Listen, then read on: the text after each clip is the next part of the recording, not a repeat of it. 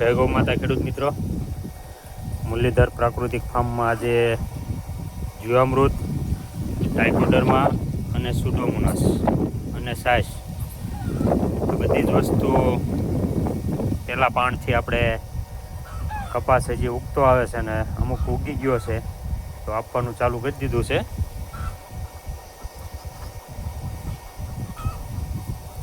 આ ફિલ્ટર બનાવેલું છે આપણે.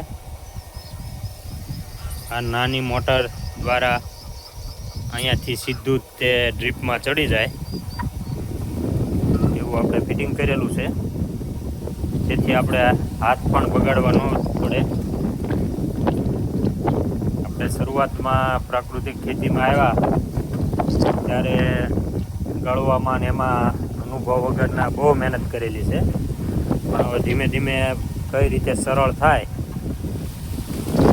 એવો પ્રયત્ન કરી વધારે ઉત્પાદન આવે એ માટે અત્યારથી જ આપણે જીવામૃત આપવાનું ચાલુ કરી દીધું છે. જય ગૌ માતા.